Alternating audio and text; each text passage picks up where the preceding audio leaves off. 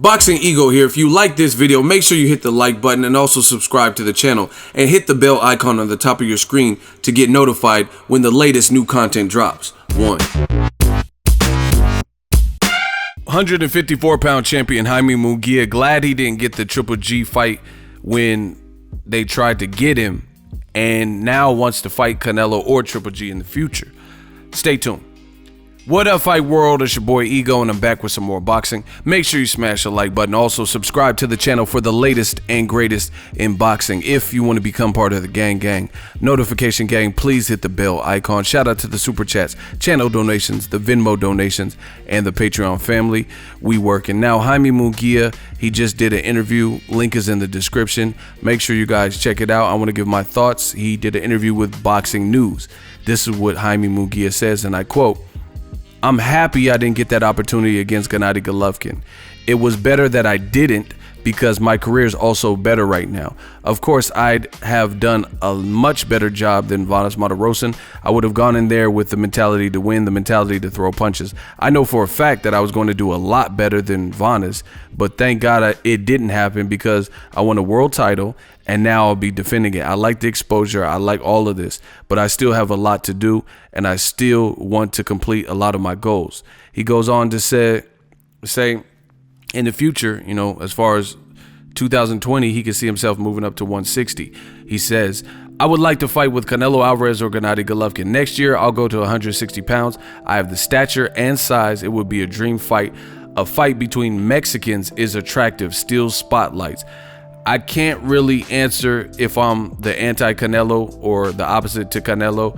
However, what I do know is that we can both bring the name of Mexico up. We can both lift the name of Mexico. I want to be the next Mexican idol like Julio Cesar Chavez. I see myself like this in a few years."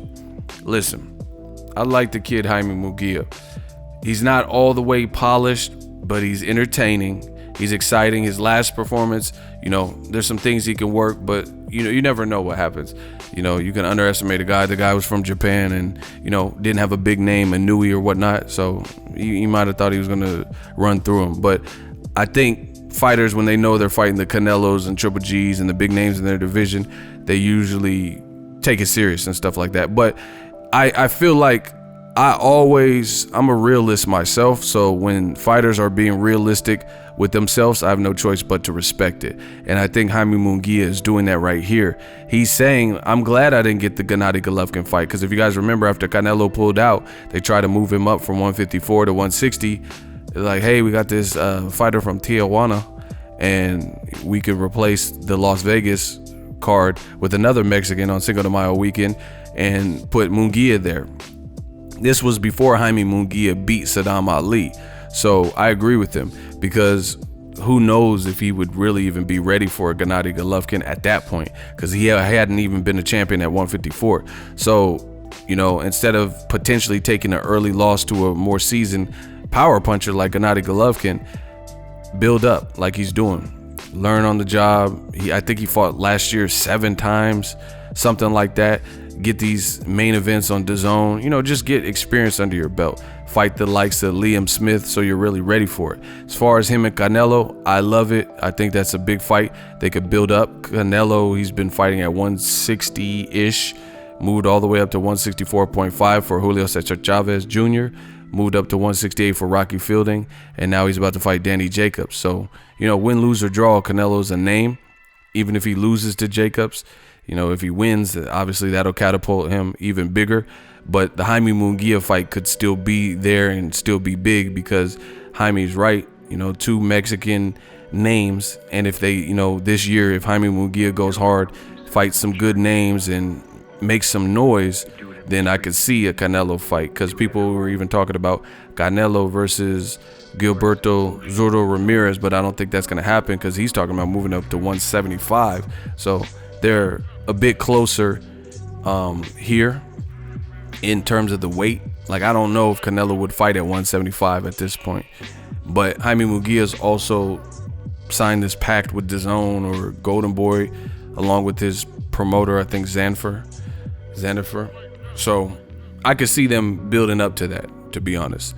Let me know what you guys think. Jaime Munguia, future fight with him. You know, if Canelo wants it, it's definitely gonna happen because Jaime Munguia sounds down. And then you also have Triple G. He has some more fights left. If he goes to DAZN, that's definitely something they can make, no matter what happens. So I like it. I like how realistic Jaime Munguia is being. I think he needs to work on his defense, but definitely an action fighter and a guy who seems willing. So I think it all played out for him that he didn't fight Triple G when he was offered the fight, because he probably wouldn't have been ready, which is what, you know, ultimately cost him the fight, because Nevada State Athletic Commission agreed with that. They said, you know, who is this guy? Like, he's not ready for this type of fight, you know, because it was before he was a world champion. So it's better to get some seasoning under his belt than get thrown in the wolves and have to figure out at an elite level right then and there. Let me know what you guys think of Jaime Munguia's statements. Also, good fights for him. Jermell Charlo, of course.